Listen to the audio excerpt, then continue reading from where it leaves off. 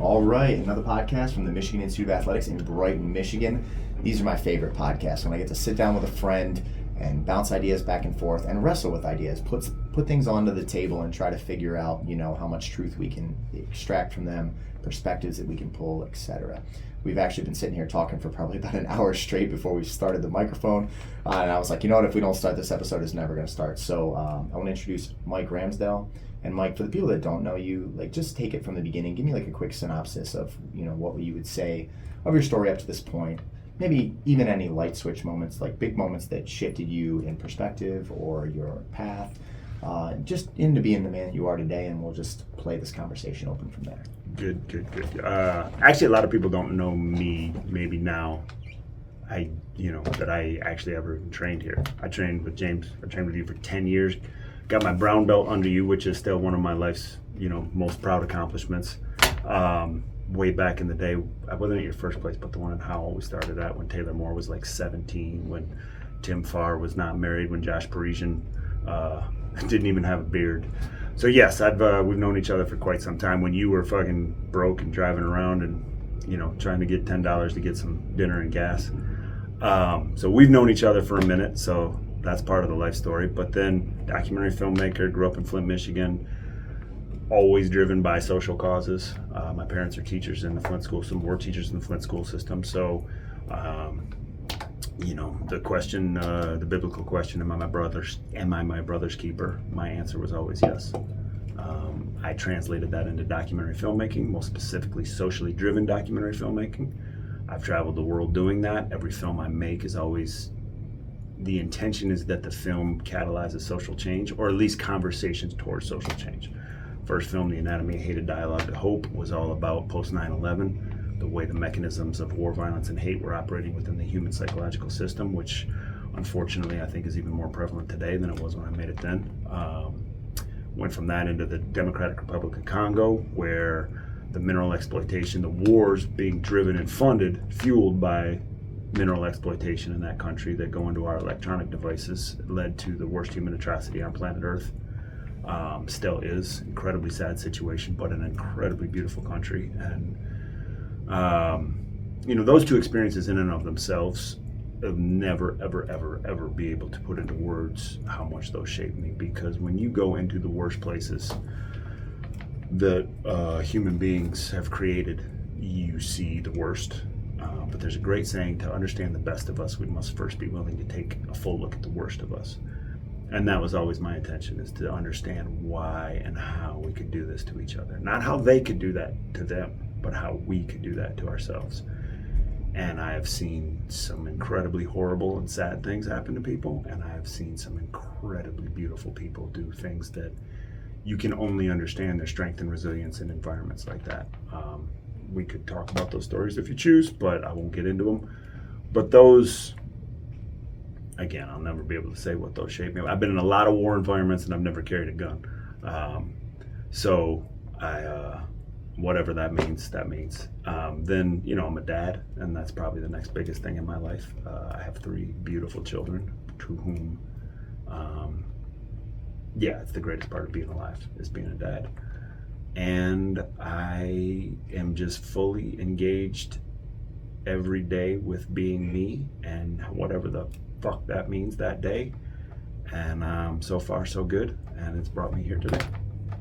So when you've seen all these things, you've traveled all these places, and you're, really looking into the darkness of humanity and also the light, as you were referring to, when you come back to America, is it hard to shift back? Do you 100%. See the same problems here? Well, I used to say, when you're here, that place doesn't seem real. When you're there, this place doesn't seem real. But I will tell you that, and I am a very political person, but I'm not a partisan person. I have, if you look at my voting record, yes, I punched the Democratic ticket more than I punched the Republican ticket, but I've punched both. And I don't really give a shit, Republican or Democrat. I think we've talked about it. I have 2 main voting issues, the environment and kids. Whoever I think is going to take better care of those 2 things are probably who I'm going to vote for. I understand the world's more complicated, but I vote for the future, and those are the things that I think best hold the future. So it used to be very different, but I will tell you that right now, today, which I think is what stimulated us to decide to have this conversation, the mechanisms that I've seen operating in those worst environments are absolutely present in the United States of America right now. That is not one side versus the other. That's not one side is wrong, one side is right. The equation is very simple. Fear creates divisionary thinking. Divisionary thinking amplified with fear. You start to get stereotypes. You give that cultural significance. You get enough people going so that people don't feel isolated, that they have a team. And then all it takes after that, once you've stereotyped each other, all it takes after that, if that continues, is one inciting incident, and it's off, and it's running. And you now have full-blown awfulness on your hands. We can look at Rwanda. When that happened, the Hutu were calling the Tutsi Inyezi. It means cockroach. It's all over everywhere. Inyezi, the Inyezi, the Inyezi, the Inyezi. And then President Habinier's plane was shot down. And that was the inciting incident. You can look at the Israeli-Palestinian issue. You can look at, obviously, any of the genocides that have happened throughout the world.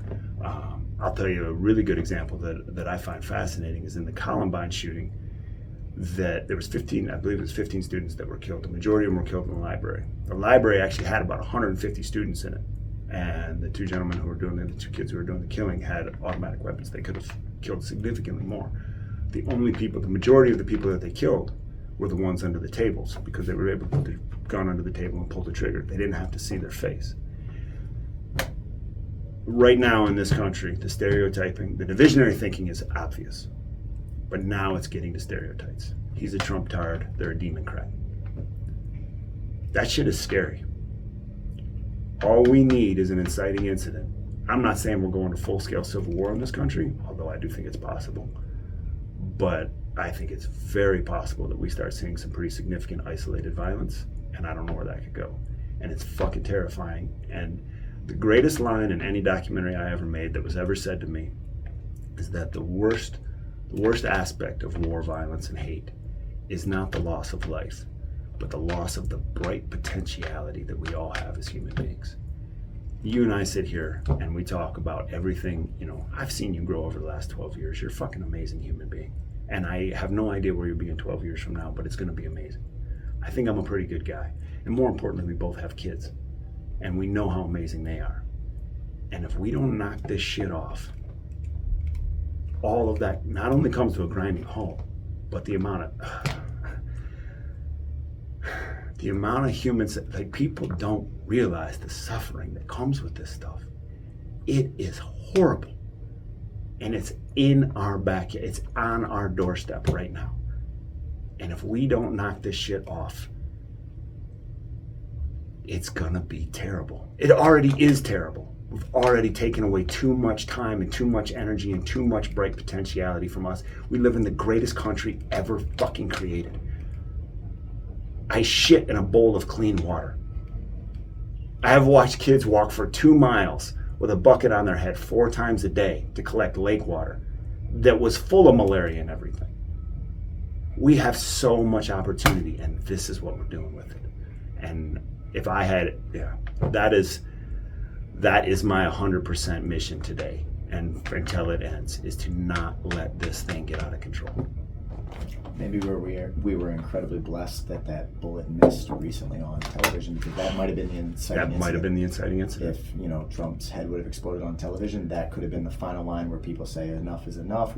Some people thought he was the Antichrist. Some people thought he was the savior. Both are inaccurate, and all of a sudden now the country tears itself apart. 100%. That could have absolutely been that. That's absolutely right. 100%. So we were blessed with an opportunity again to say, hey, this whole thing's shaking. There's a lot of division here. We need to get our stuff together. From your perspective, what do you think that looks like? Because I am in 100% agreement with what you've said in every part of the dialogue up to this point. And the other day we had sat for 4 hours. We sat for a minute, yeah. Yeah, 4 hours. I didn't realize it was that long. I knew it was a lot longer than I expected. It was a hell of a long cup of coffee. It was a great conversation. I really enjoyed that time thoroughly with you. But we realized we were vastly different in our thoughts on how to remedy the problem, but yet our evaluation of the issues were almost identical. Like, we both accept that to be reality.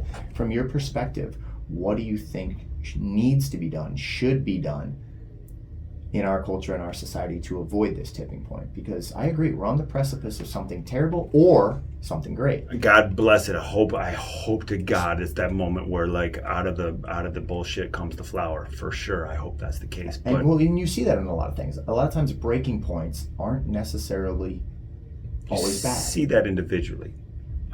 Collectively. No, group identity I think is horrible. I think one of the worst things, but like, man, all cops are bastards. Right.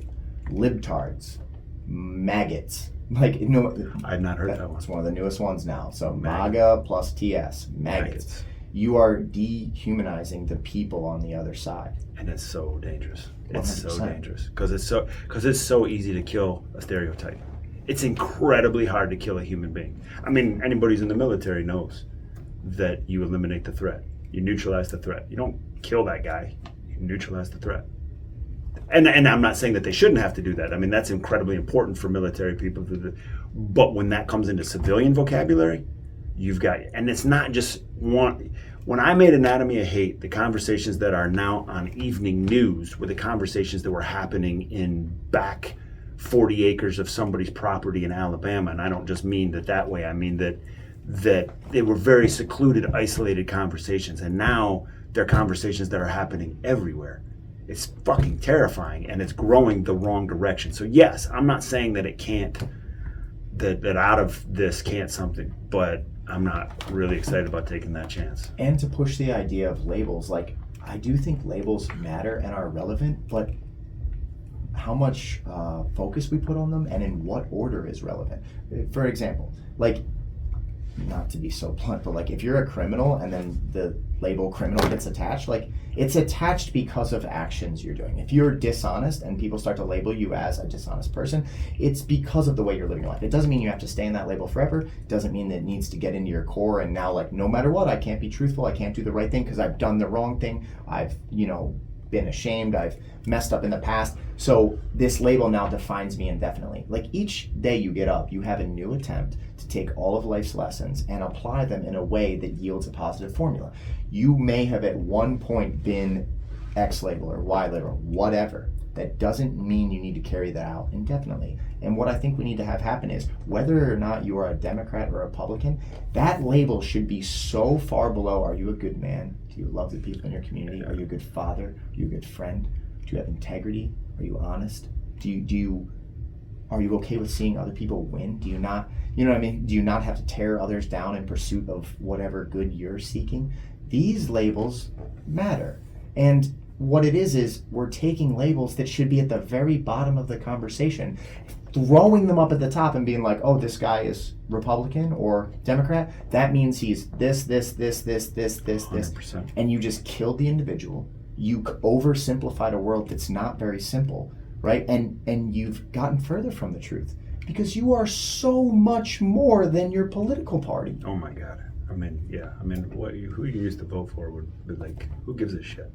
When you said at the beginning of this conversation, you've voted on both sides of the ticket. You know me, I didn't vote almost my entire life because I'm like, man, I need to go to bat for the people that are in my life and judge people on their merit and their character and the quality of their energy and their presence. And listen, you know me better than most people that are probably even listening to this episode. I will give anyone in the world a shot. I do not care how much darkness you've gone through, how much pain you've caused, how, at this point in your life, you might be a very low example of what you should be. You might have hurt a lot of people. You might be really, you've done a lot of the wrong things. You might have a ton of labels on you that you are not proud of, that, society might hold against you and say, yeah, well, look at your actions. You're this.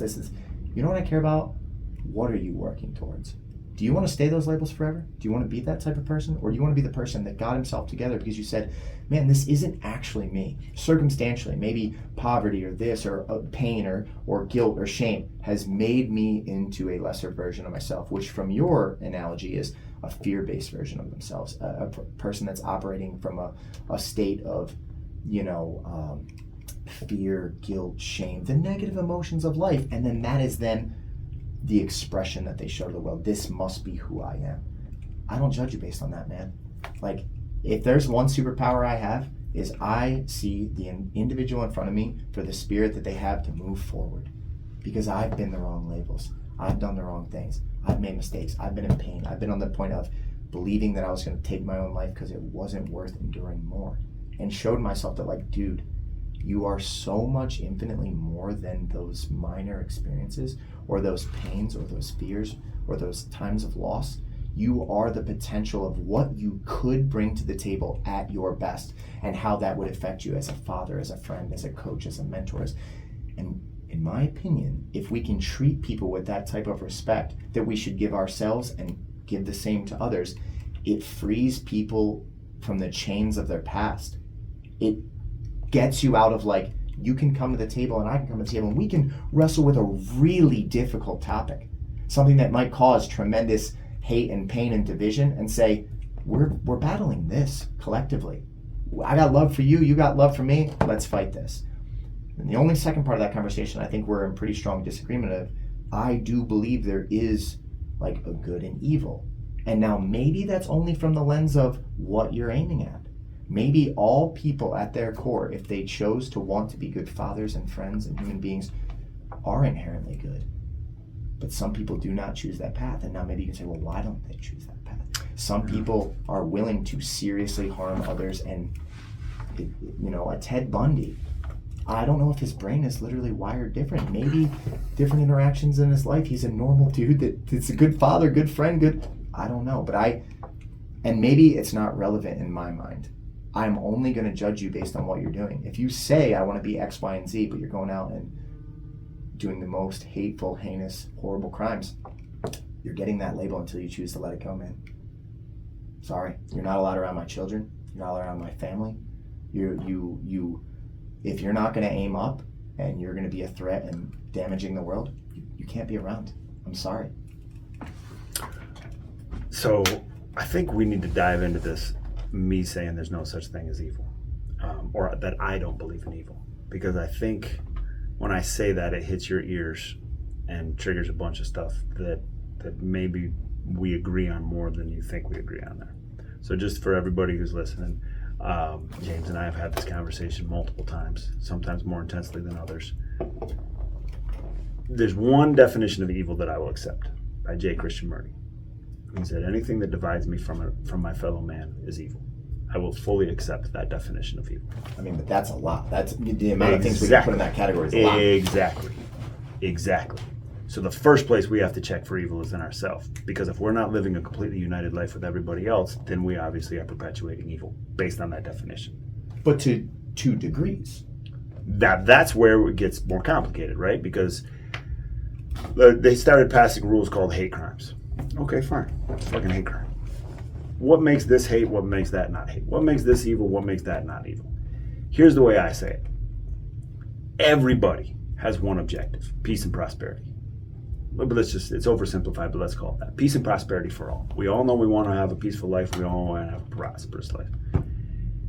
If I say to you, if you want to go to Florida and you turn right out of Michigan, I'm not going to tell you your decision is evil, but I'm going to tell you it's wildly unproductive for the objective that you have.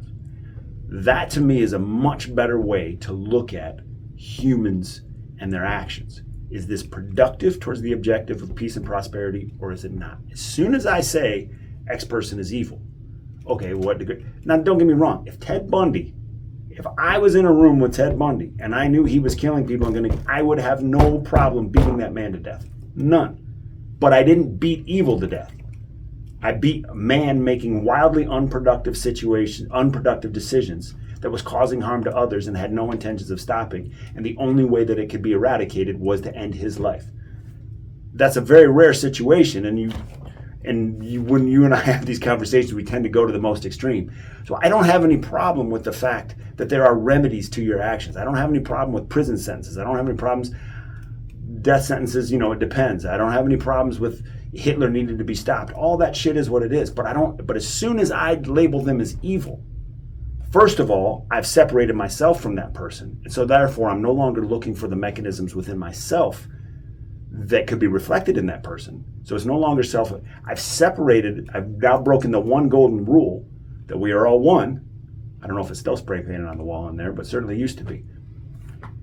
And third of all, since the dawn of fucking time, Man has been saying, this is good, this is evil. And then they take the evil people and they put them against the wall and they shoot them. If they were really good and evil, problem would have been solved a long time ago.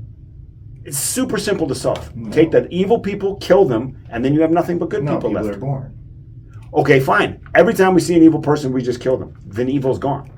That's not the way the world has worked, though. We've been trying to eradicate the world of evil, and it has only perpetuated more. My analogy, another analogy I'd use, is that it's like trying to fight a grease fire with water. I see it. I know water's supposed to put fire out, but when I throw this thing called violence at it, or death at it, or killing at it, it seems to fucking spread. Shit. That might not be the answer. And then it requires a significantly more complicated and in-depth look at it. And I'll give you a couple examples. You can look at one happening right now, the Israeli-Palestinian situation. What Hamas did on October 7th is fucking horrific. And I am no defender of Hamas. I am not telling what Israel's answer should have been. But the one answer that we know is not going to solve the problem is exactly what we're doing. The one after 9/11, our war on terror, there are more active terrorist cells that are threatening the United States today than there were when we started. I don't know what the answer is. I'm not saying that I have an answer. I'm saying that we keep making the decision and choosing the one fucking thing that we know is the wrong answer. And it's because because you call them evil. Well, what do we do with evil? Well, you fucking kill it, of course. And therein lies the trap. So you don't believe that evil inherently just exists within some aspects of nature and people? You don't believe that it's inherent? That Can you define evil for me so then I could have a better... Someone that is willing to damage others to any end for whatever cause that drives their motives. Clearly those people exist. Clearly those people exist. How do we solve this? And that is the really important conversation we should be having as human beings. Do you believe there's a utopian world that can exist where people just stop committing evil against other people? No, I'm laughing. I'm laughing only because one of my favorite lines ever given to me in my documentary was by, he was a very good friend of mine, this is a great example. This gentleman's named Rick Smith. Walked into a shoe store in Boaz, Alabama in 1980 whatever, took out a knife, and hacked up the woman behind the counter, stabbed her to death. Went into death row. At the time, Alabama had, not withdrawn, whatever the word is, they were no longer giving death sentences, so he just got a life sentence. I met him making Anatomy of Hate. At that point, he had had a lot of experiences in life and, said to God, I don't want to be this person anymore, give me somebody else. And so I met him on a very different time in his life, when he was probably one of the most spiritually profound people I ever met. If he stabbed a woman to death for no reason, didn't know her, absolutely what I think based on your definition is evil. By the time I met him, he was an incredible human being, wound up becoming the godfather to one of my kids. And he gave me the line. He said, I don't know if there's any such thing as utopia, but it doesn't mean we can't be doing better than what we are. And I fucking loved that line. I love that line today. And Rick Smith, Rick and I got very connected. And that's and maybe it's because I've had so many of those experiences.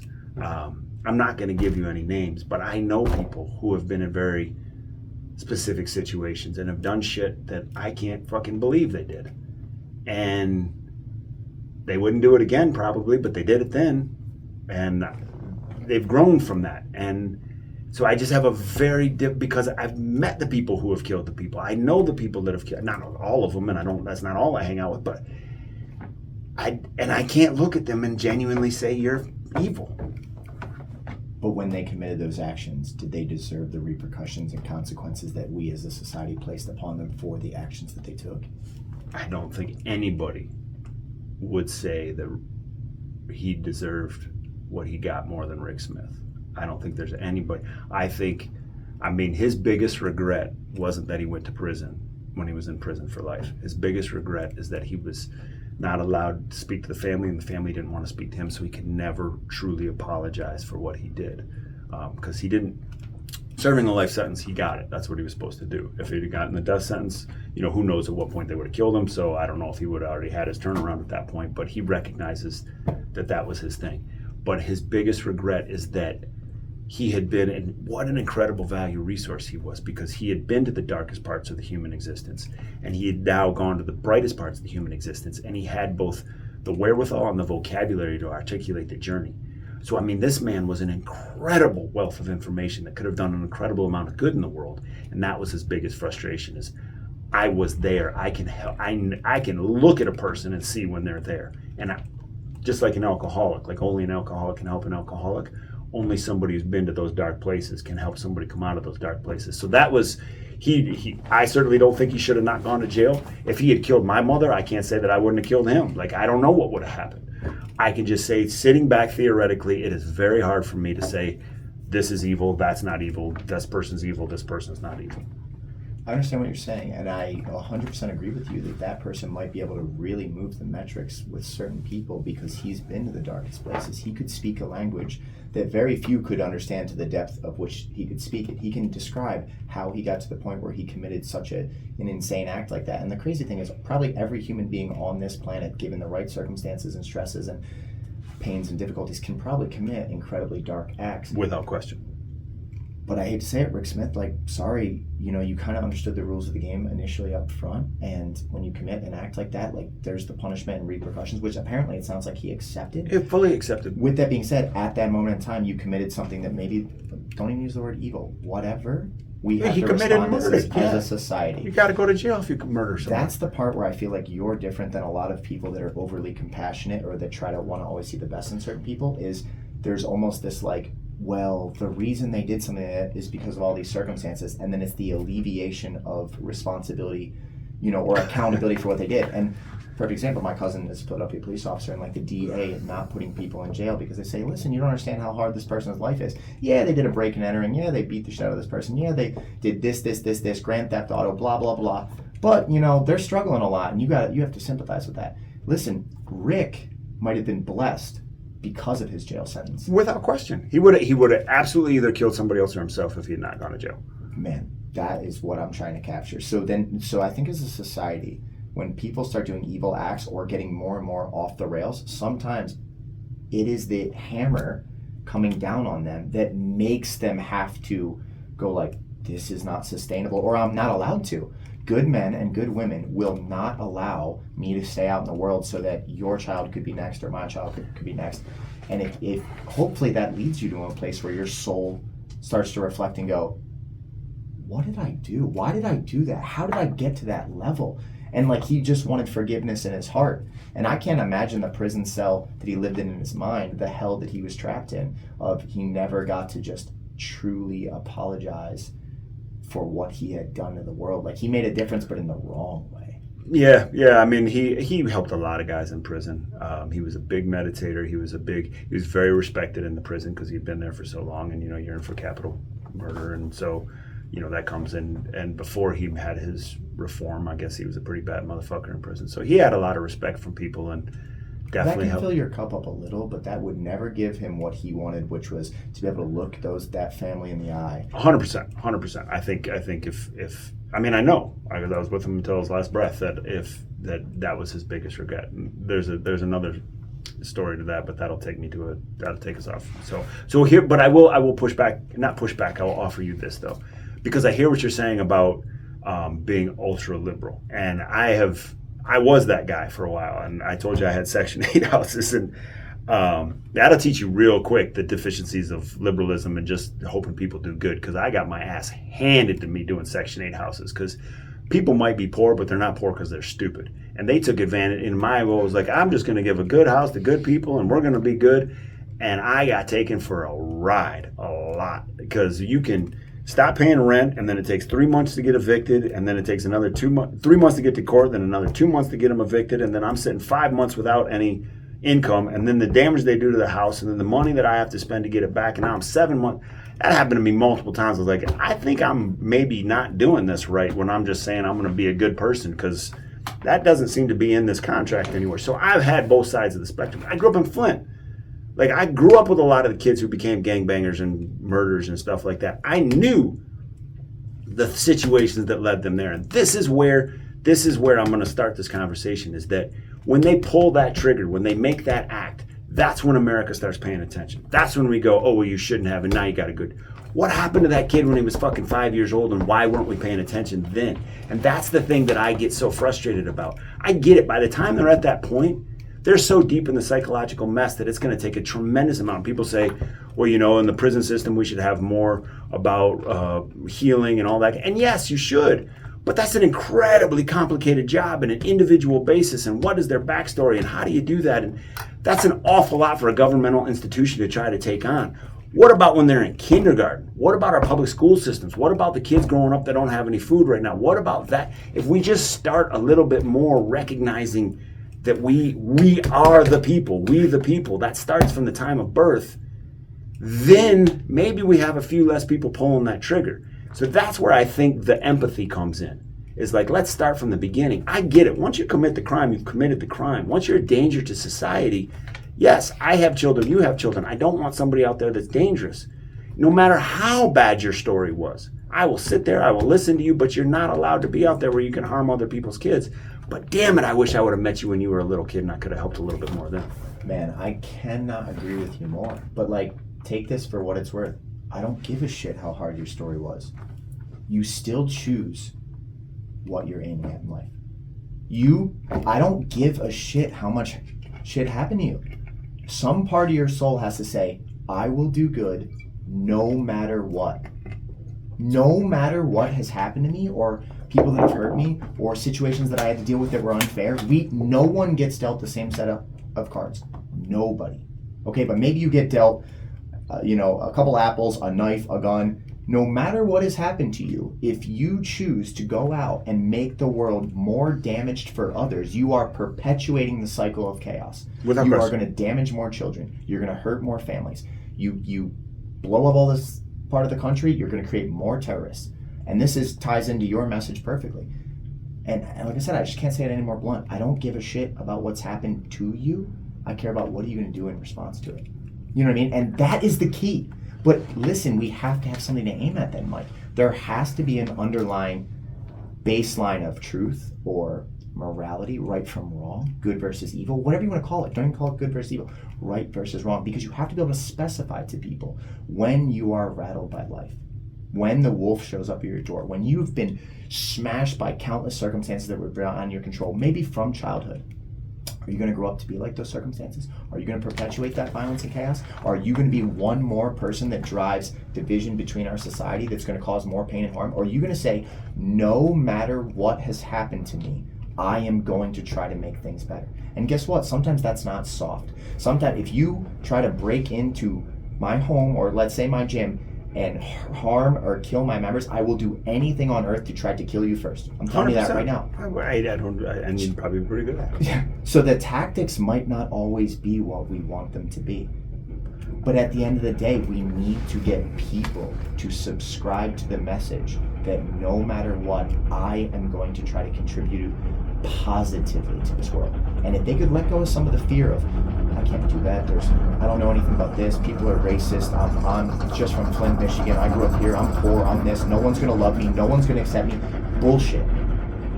There are people out there, plenty of them, that are good human beings, that if you came to the table and put your heart on the line and said, listen, I've been wrecked countless times by life. I've been smacked around, I've done the wrong things, I've been hurt, I've this, that, and the other thing, but I want to do better. I want to be a good father one day. I want to look at a smiling child in my family and say, you know what? I created a little bit of sanctuary for this young man or this young woman. I've made the world a little bit brighter for them. As soon as you set out on that path and refuse to partake in the darkness, refuse to go that route, you're going to make the world better and brighter than you realize. And even though one person doesn't change the world, you change the world. Because your influence then on your children, on your community, on your family, on your society is a positive one. Not all positive, but it's a net positive. Sure, net positive. And if everybody took the individual responsibility that like, man, the pain is going to try to disfigure you. That's one of the number one things I see in people. Usually the people that are doing the worst things, they're just disfigured people. They're people that pain showed up and hurt them badly, and they became a disfigured version of themselves. And then they live their lives as that version. They've accepted that this is who I am. You don't need to be that person is the message that I try to push to people. And if you are, guess what? You're choosing it. If you think someone's destroying life, you're right. It's you. So I'll say two things to this. First of all, I think that's why you're such an incredibly good speaker to this, is because you've shared your past. You've been there. You had to deal with it. I did not. I come from a very loving family. I had no deep tragedy in my life. Any tragedy I saw, I went and found. You've not. You had to deal with stuff as a kid that is pretty high on the scale of difficult things to deal with as a kid. And you came out the other side with this. So for you to be able to give that message is very different. I couldn't say that to somebody who's had tragedy in my life because they'd say, who the fuck are you? And I'd say, you know what, you're right. I'm nobody. But you can. I disagree. Okay, wait, let me just finish. Let me finish my point and then you can disagree with everything you want. Let me finish real quick. So one, my first point is that's why you're so powerful at what you do. And back to my analogy of an alcoholic. When an alcoholic, former alcoholic tells an alcoholic you can get better, knock that shit off. It sounds different than when I do it. And that is what it is. You can disagree. I think that I'm giving you credit for that because you come from that. You made that decision in your life, and therefore people go, shit, he made it. Okay, then I might have to. The other side of that, though, is that because you made that decision, because you did it, and you know how possible it is. This is called the gray area podcast. You don't have a lot of gray area in that part of your life. You're like, either make the fucking decision or fuck off. And I love that about you. And that's incredibly valuable. And I know how valuable it is because I see how many lives you affect. I would just tell you that I think there's other valuable approaches too that combine with yours to maybe throw the net a little bit wider. For those who have been through the suffering and are ready to hear your message, there's nobody better to talk to them. For those that have had the suffering and don't have any hope and are just like, go fuck yourself, then I do think there's a little bit more of an empathetic approach that needs to try to meet them where they are and just kind of walk with them until they're ready to make that decision. And I don't think that's where you're of most valuable. Not that you couldn't do it, but we need people to be there when people are ready to make the decision or they're just on the edge to hear your voice and to convert them. I can't convert them, but I can walk with those who aren't quite ready to make that decision yet and just at least try like hell to keep them from making anything that's going to completely blow their life up. So I think it's more than one medicine to the disease, but I think that your medicine is incredibly powerful, and I know very few people who preach it as well. And I don't want to use the word preach in a derogatory way, but you know what I mean, that inspire the way you do with what you have. So feel free to disagree in any way you want. And I think you're spot on the fact that we're witnessing symptoms of a much deeper problem. We were talking about that the other day. I think a lot of the chaos you're seeing is symptoms of like broken families, broken souls, spirits, whatever you want to call it, broken people, right? You're seeing symptoms across society.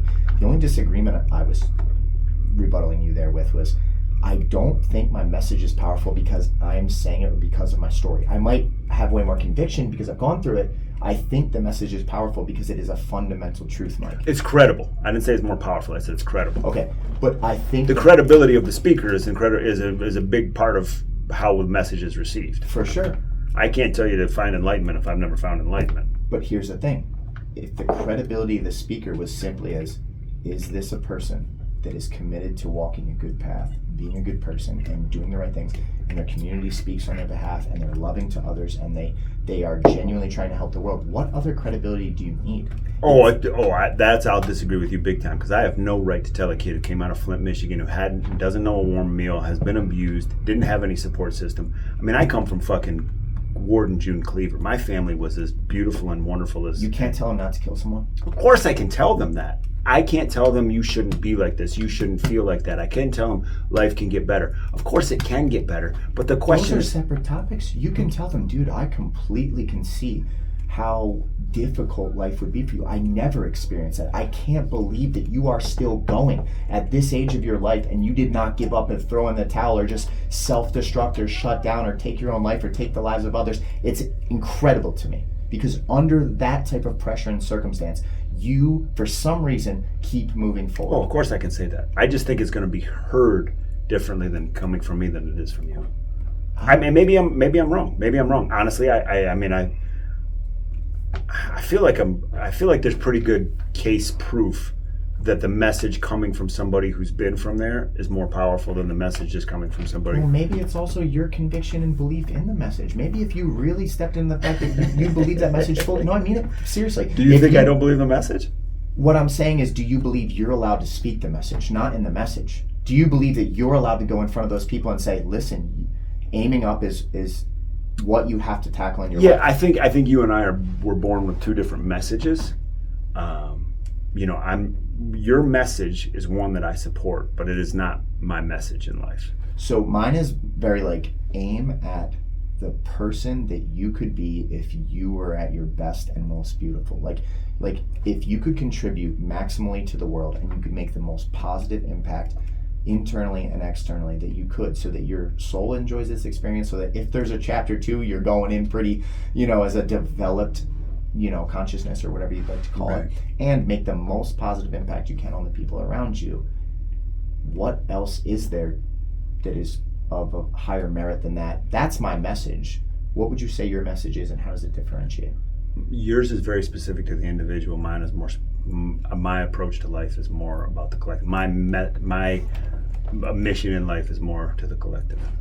That just rocked me so much, because the conversation we were having the other day, I was trying so hard to piece together, like, why are these things so different when the core is so similar? I think I take it from an individual approach that changes the collective, and you want the collective to change. Yeah. To find the common language in all where man can exist in understanding. Don't the individuals have to subscribe to the collective vision to change? That's why we need both of us out there. You think that my thing doesn't create the collective? No, God bless you. Of course it does. I just said that's why we need both approaches out there. 100% we need people dealing with the individuals. I think this world is an incredibly better place because of James Gray's out there. That's just not my mission in life. So how do you drive people to take, because listen, you said at the beginning of this conversation before we started the podcast, you cannot get someone to change that does not want to change, 100%. Period. Because it has to come from the individual. 100%. No matter how much of a beautiful world you paint at a collective level, the individuals on this earth need to subscribe to wanting to be those type of people. Right. How do you get them to move to that? You're asking me how do I get collective the world that we're trying to create. Like, I say that if I can get the individuals to step up to be like, this is my responsibility, there's nothing greater I can do than to bring the best of myself to life, the best within my soul to life on this table, collectively has outward ripples, and if we subscribe to this mission, we change the collective as a society. Right. How do you believe that from a collective standpoint you can get people to change? Because you're working with the fish, I'm working with the water. That's it. But both are incredibly important. I'm not saying one is more important than the other. Please hear me. I'm not saying one is more important than the other. So you're mapping out for people like the idealistic view, but then if someone came to you and said, Mike, like, how do we create this? My specific objective is to diminish fear. Okay. Because how do you diminish fear?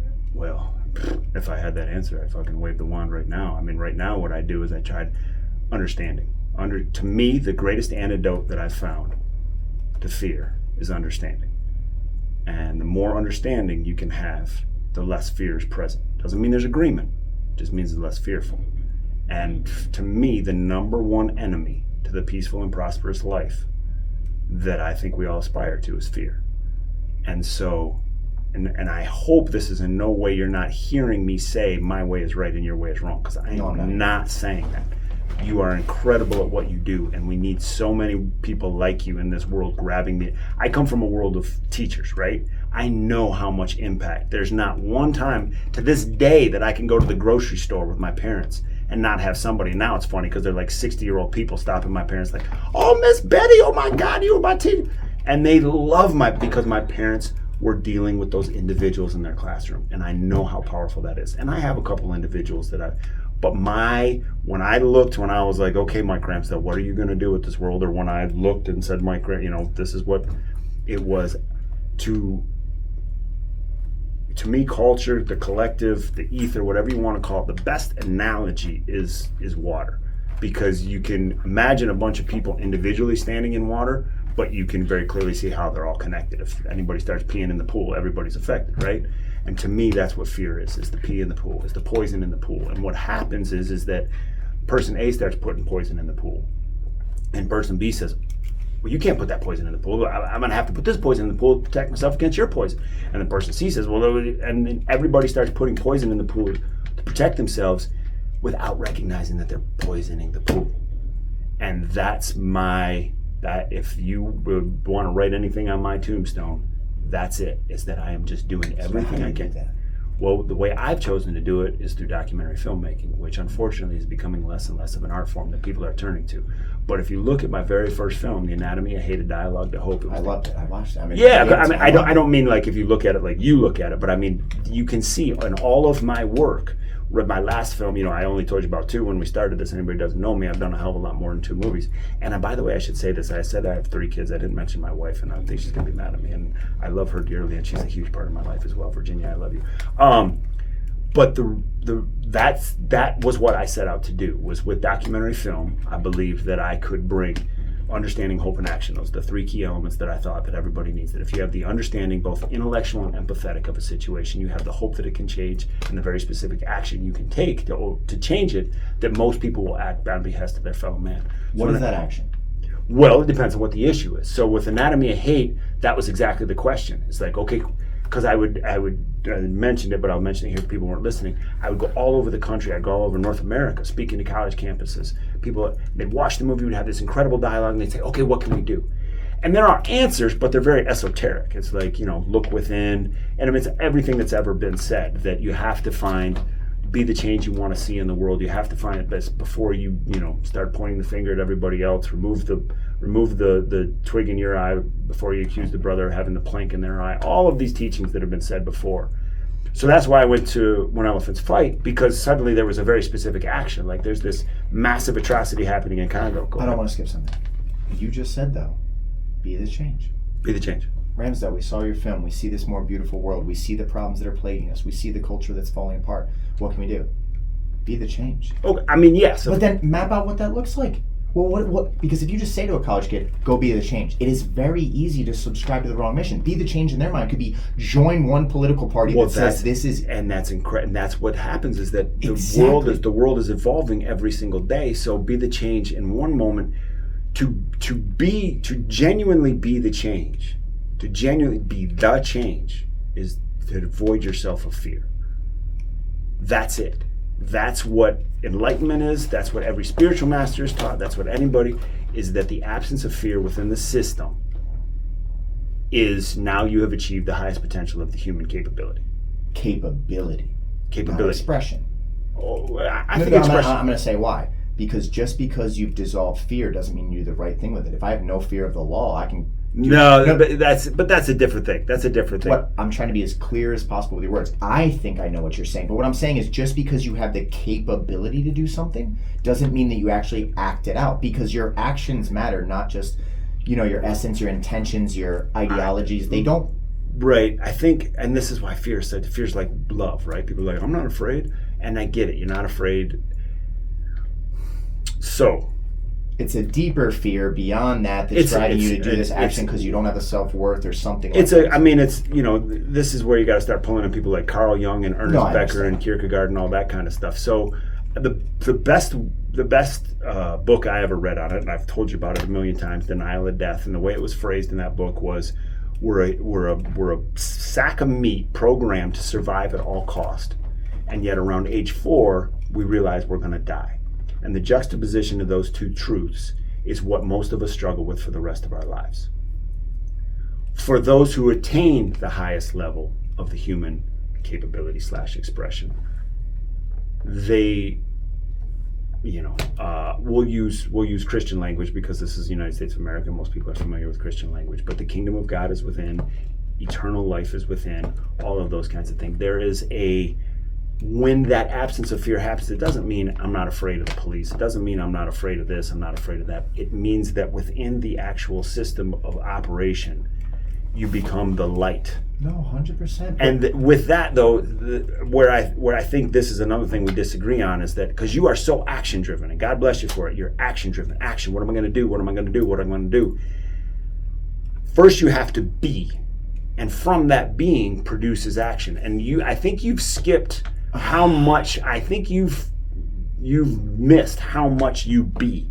Like, you are a very powerful but why did being. I get there, Mike? That's a fucking question, because you sat in a parking lot, and I'm gonna go in hard on you. You sat in a parking lot considering whether or not you're gonna take your own life. I was gonna take my life that day. That day, and something switched in you, and I don't think I know what it is, but I think something came into you, and I don't know what the hell it was, but something happened in that moment, and I would love, because it wasn't just a fucking aha. It wasn't just like, oh, all of a sudden I saw something deep switched in you. Yeah. And that moment happened to you in a moment. Most people, that takes lifetimes, let alone a lifetime. And it happened to you in a moment. And so I think sometimes you skip past how fucking powerful and important that moment, because you went from being a person to being something very different. And from that being that you suddenly became, you've been doing your whole life. And I love your doing, but don't forget how powerful that switch of your being was. You're 100% right on that, Pete. And it's weird. Like, I don't think about that moment as much as I probably should. I think it's probably the most important moment in your life. It unquestionably is. I know that for a fact. I became a different human being after that. Like, I could show you the exact parking lot. I remember the parking space in my Dodge Ram, looking out, staring behind what felt like living behind layers of glass, where like I just felt completely. I was in so much pain and despair and depression that it was like, there's no more beauty. This isn't worth living. It's time for it just to stop. Like, you just want peace. You want that return to like, just stop. And something in my soul, or it came from within me, but it maybe like, we tap in all kind of things. Something within me was like, no, not only are you going to live, you're going to live so unbelievably vibrantly and with everything that you can possibly bring to the table, that it's going to be a direct. You heard this though. You 100%. did. Yes, 100%. You heard it. It was a gift from within. It was like, I mean, but when I have thoughts, I don't know if your inner monologue works. Like I process information and perspective. Sometimes like my brain just says things to me and then I break it down and then I think about it. But yeah, I was commanded. It's the best way I can describe it to you. I was commanded. Beautiful way to say it. I was commanded that your life will be a project against the suffering. God bless it. And that, I mean, I can't, that moment is, I mean, it's been an incredible gift to so many people, but I just don't want you to discount how many years inside you shifted at that moment that most people take a lifetime, if not lifetime, to switch. So that's when I say. No, you're even just sitting here and contemplating it.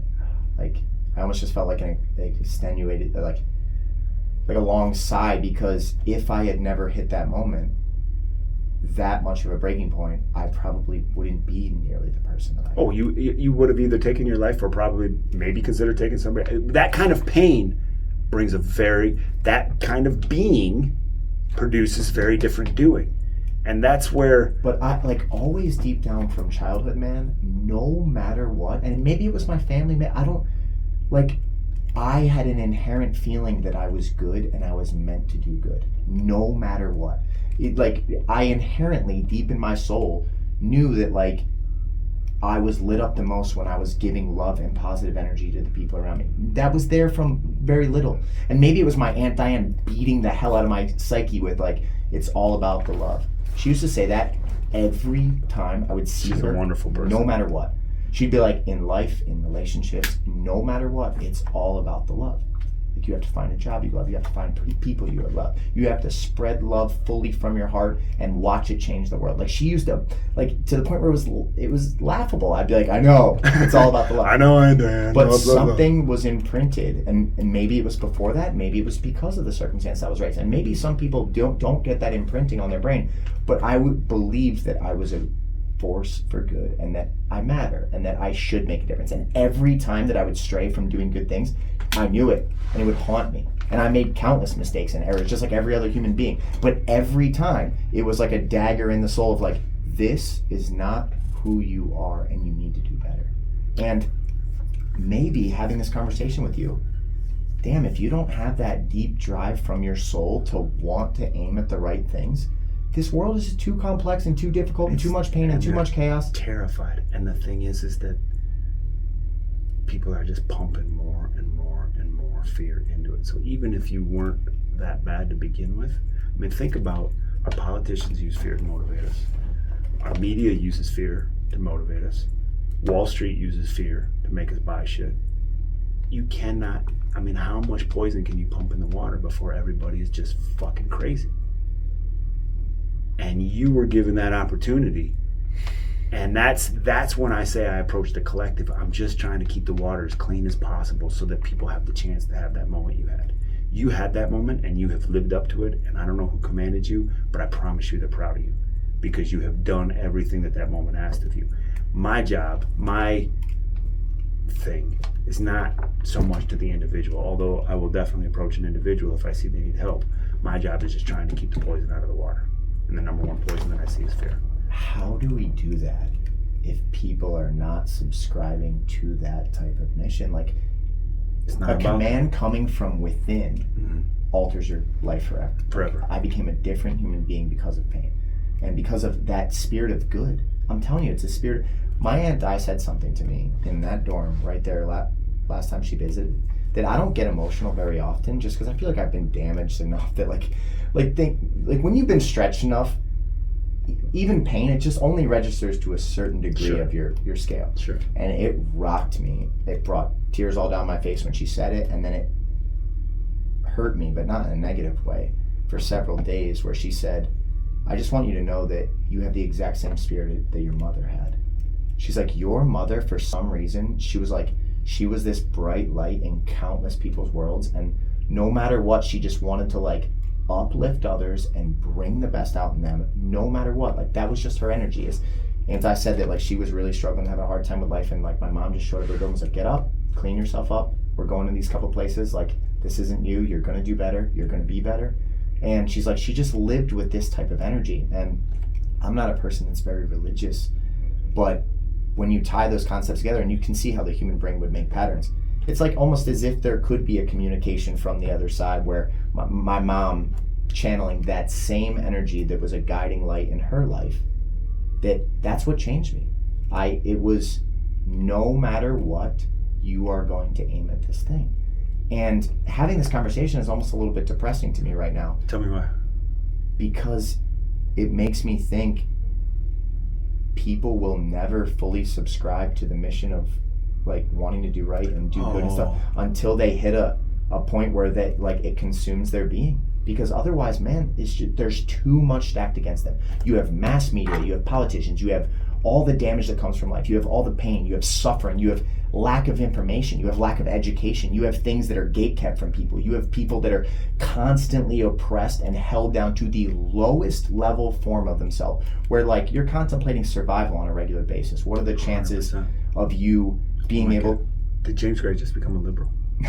No, it's listen, I am not right or left beyond the point of whatever group I see as moving people more towards individual responsibility to take charge in their lives, to do what is right no matter what. I'm supporting that group, period. And I think the liberals aim at that as much as possible, and this is where some people might not like this, but I believe that people on the left actually have more genuine compassion for other people's suffering. I think there's a lot more love on the left side for the pain and suffering of other people. But I think they do a worse job at figuring out how that should manifest itself into something that can be used as a tool to heal people. And I think the people on the right, a lot of the times, they might subscribe to this mission a little bit more or might not. They detach from the pain of others, probably because they can't process it. They can't deal with considering the suffering of the world as much. Because it's a very survival-based mechanism. And they flat out say, like, look, I got my family together, I'm paying my bills. Paying my shit, I'm handling my business, you go fucking handle yours. Like, you need to do the same thing. So I think they're less attached emotionally to the suffering of the pain of people others, but I also think they're a lot of times people that are executing a little bit to a higher level, and then what they do is they build bigger homes, they make it a brick wall, they close off more. So I tend to relate a little bit more with them just because they're actually showing more action in their life of like the example of what it looks like, and a lot of the people on the left are just screaming about all the things that are wrong or misleading people with compassion and love. Like, their message is pure. I understand. Their methods suck, though. Yeah, like Totally don't. James, have you ever worked for a nonprofit? No. It's a fucking nightmare. It's a fucking nightmare because they're run by a bunch of granola, and I'm as liberal as they come. But fuck, if I could run a nonprofit like a business, I could change that. This is where I come up with ideas like social entrepreneurship, social capitalism. Capitalism is a fucking runaway economic opportunity. You can point it in this direction and fuck everybody, or you can have a social component to it and raise everybody. And it just depends on what we're going to do. And, you know, to your point about being depressed, and I apologize if I cut off your line of thought and made a joke there because you were saying something beautiful. But that, when this whole conversation started, and I told you how afraid I was for where we are right now, it's because of that. Like, you can't go into the public schools in the city of Flint and look at those kids and say, fucking pull yourself up by the fucking bootstraps. They're fucking 6. They're trying to just eat. They want to go outside with a backpack and pigtails and play, but all the shit they have to deal with. And the more and more and more we saturate this and we say it's their fault, it's their fault, it's that problem, it's that problem, and we don't say it's our problem. It is we our problem. The people. We 100%. And it's not, listen, when maybe it feels like an attack when people are like, this is a problem, this is a problem. It's just the identifying of what we need to take action on as people. And if you take it, you are not your actions. You are not your current situation. You are what exists behind that. All my main message is to people is just show me that if you could let go of fear, if you could step into the unknown, if you could aim at other things more beautiful, that you want to be a better person. I mean, and God bless you for that. But again, not everybody's ready to hear that message. And those that are, there's not a better messenger out there than you. Yeah.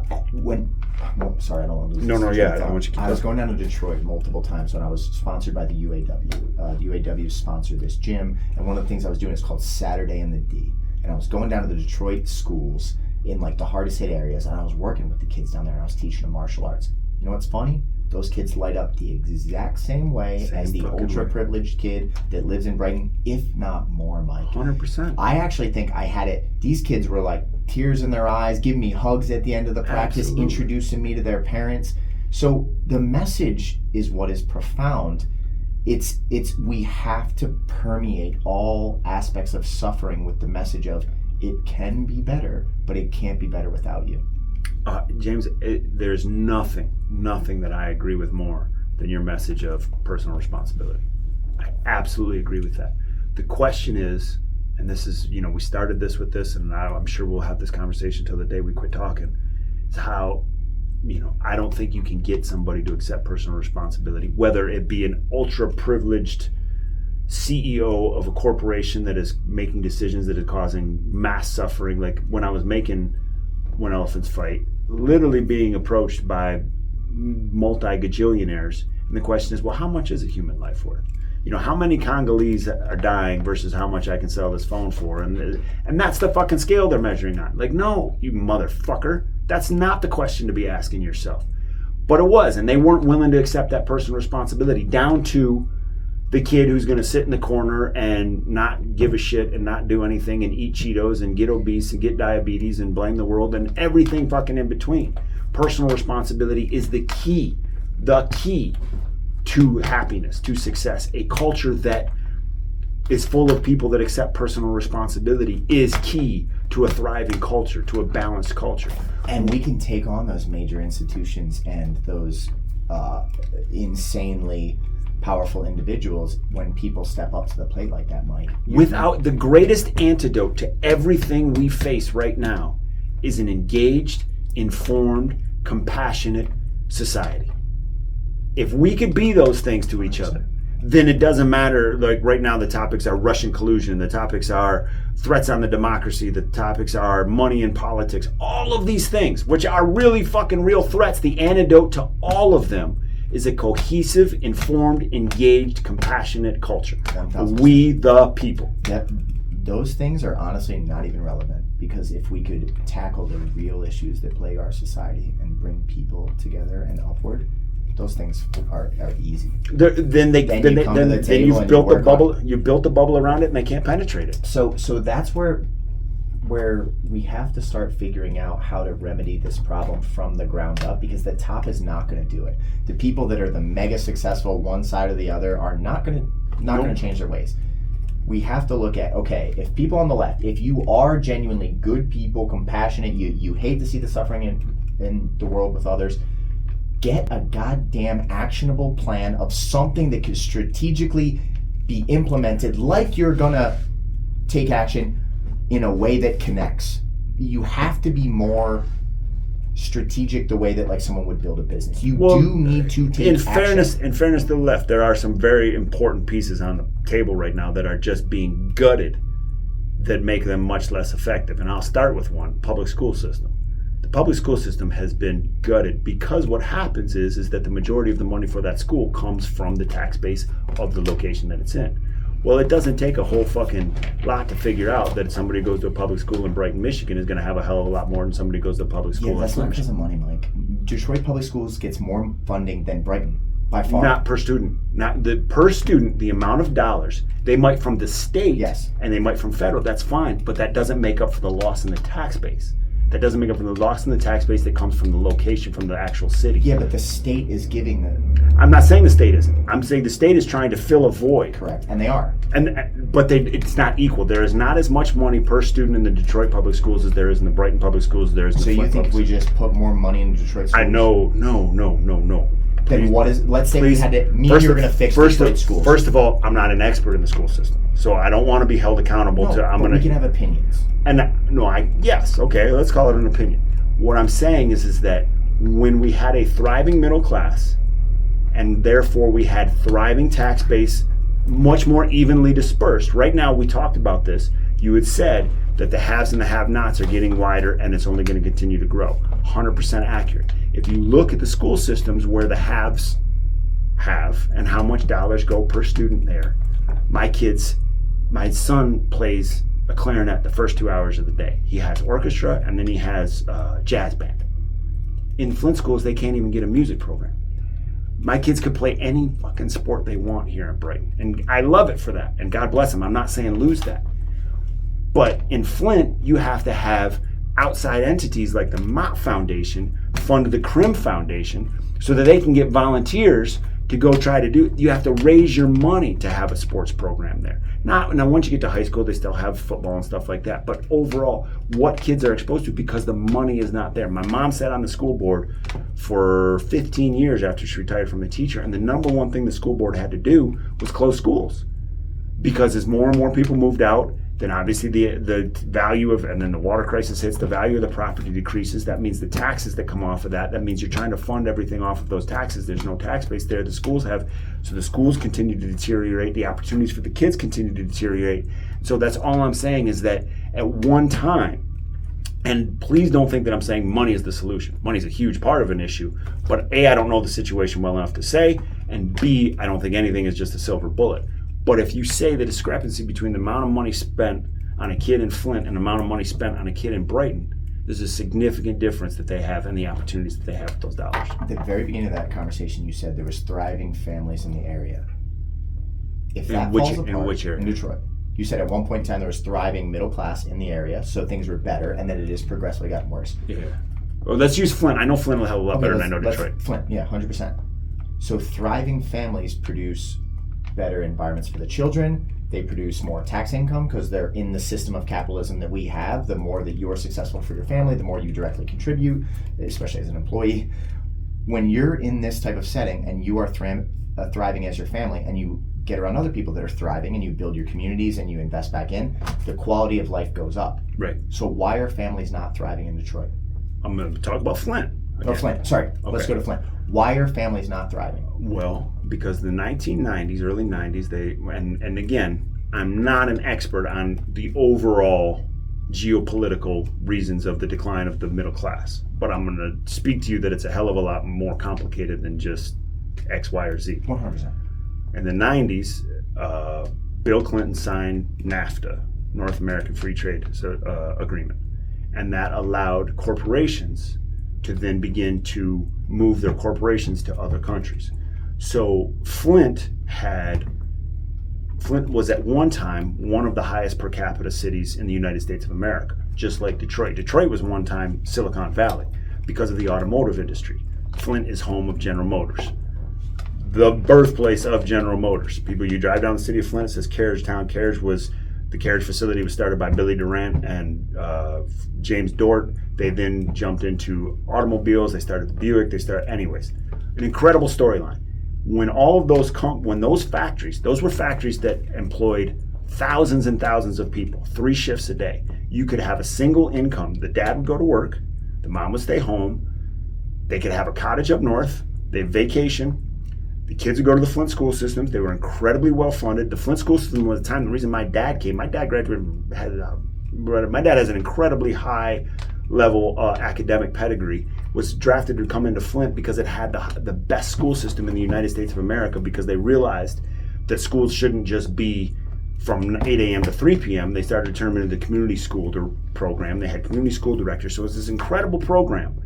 Then as General Motors, AC Delco, all of those plants started to go, all of those jobs started to go.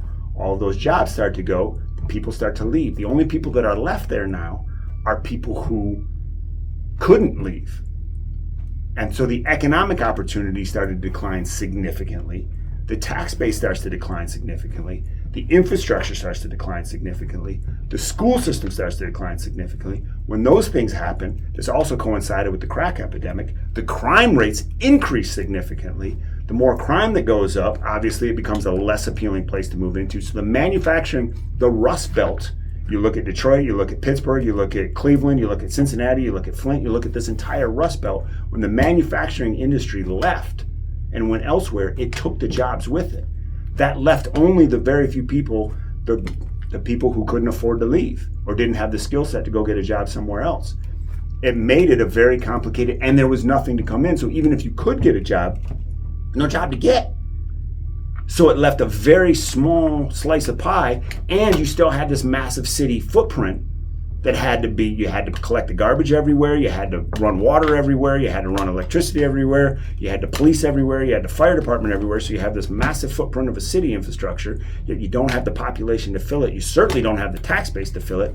So everything goes down, and we know very clearly when that happens, crime goes up, and then you have what's called the city of Flint. So it's not just as people just started being shitty to each other. There was a huge global financial situation that impacted this entire Midwestern region, but I'm speaking specifically about Flint. So when you look at that analogy, and I think you're spot on for as much as I understand, and you understand it way better than me, so are corporations then responsible for most of the prosperity, but also most of this despair in life? Like, hey, when things are good and corporations are in areas, you guys get to live good lives, and as soon as corporations leave and dissipate in an area, then that's the despair. And that's the real danger of a big manufacturing base, is because they employ so many people. But I'm saying, so corporations are to blame for both the prosperity and the despair of the people in the area? First of all, I wouldn't use the word blame, but yeah, I would say that yes, when General Motors was thriving, Flint, Michigan was thriving. So you need more large corporations to go to Flint, and then we'll fix the problem? Again, I'm not going to give you oversimplified, this is what you need to fix the problem in Flint, but obviously right now, a significant portion of Michigan's drive is to bring, yes, large corporations in or good paying jobs in. What if they leave again? Exactly. I mean, and that's... So at one moment during your analogy, you said, unless the people's had it wasn't an analogy, it was actually... No, yeah, 100%. The breakdown, sorry, not analogy. Wrong. You said if people had the skills to leave, right? Like if you trap yourself in a box of, I am just line worker that is able to work for X corporation, GM, do this basic job, and it provides for my family, and you are not building outside of there, and maybe you don't have the information to access like how to get into investments or how to grow your money or how to learn the finance system, or a lot of like the finance system dominates this world through debt, right? So if people don't make it a focus to say, I need to consistently build my skill set so that if something comes to the table, I am happy just being a line worker, putting this bolt in or doing this certain job, but that could be taken from me tomorrow. 100%. And we live in a capitalistic society that has pulled a lot of people from poverty up to a quality of living. Like you said in the beginning of this conversation, we live in the greatest country on earth. There's a lot of opportunity here. But at the end of the day, you have to be the type of person that when tragedy comes, and it will, that corporation doesn't owe you anything. They don't have to stay in Flint. If they can find cheaper labor, you don't think at a certain line they might go, hey, dollar and cents, we can save 60% margins if we go. The exploitation. So you can't be victims to circumstance. You have to be like, hey, I'm not disagreeing with you, but you're talking about, tens and hundreds of thousands of people, about entire. I think it's a little bit more complicated than just people weren't willing to roll with the punches. Because of course, I get it. Like, if you quit making money, you better go figure out how to fucking make money. I get that. That's a mindset, though. That is a mindset, but it's also an opportunity. Wait, the opportunities always exist. No matter how dark your spot is, we could find there is a way out of your hell. I didn't say there wasn't a way out of the hell. It doesn't mean there's always a way to replace the income that just left when General Motors went to Mexico. No, but who's to say that you're entitled to that or deserve that? You're going to have to build back up. I didn't say you didn't. I just think sometimes that, again, you've had such a specific life experience and you see how clearly it can be done, that the nuances and the factors that come with that are not quite always so. I get that, Mike, and I really do appreciate how you keep reiterating that, because I do think it is true to some degree. People are different levels of IQ. People are different levels of IQ. Of support system. People have different educations. People have different self-belief, self-worth. I'm just trying to push the message as hard as humanly possible that you need to bring you push that message, bro. You the push best the message out in yourself, because you cannot control the tragedies that show up at your door. Without question, this conversation didn't start on a personal motivation. This conversation started because you wanted to ask me why families declined in the city of Flint. And so I'm just telling you that there was a lot of factors at play. 100%. And that started because you asked about what are some of the things the left, because they don't have a plan. And I'm saying, I get what you're saying, that the left sometimes just throws money at social programs and says that'll fix it.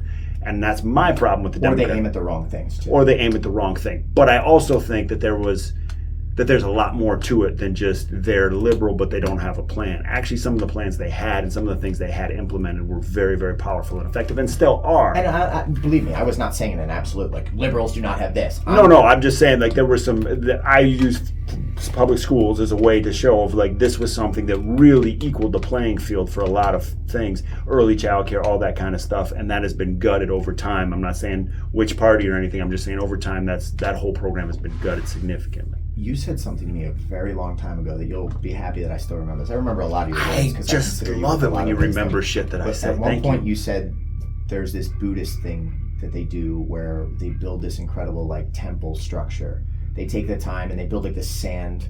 It's not a built structure. It's a sand art, and I can't remember the name of it. But so imagine this table, and it would just be the most intricate artistic piece, yes. And all they do is they scrape sand. So I pictured it as a 3-dimensional thing, but it's a 2-dimensional. It's a 2-dimensional. Okay, so with a little depth, but so they build this incredible structure, and then what do?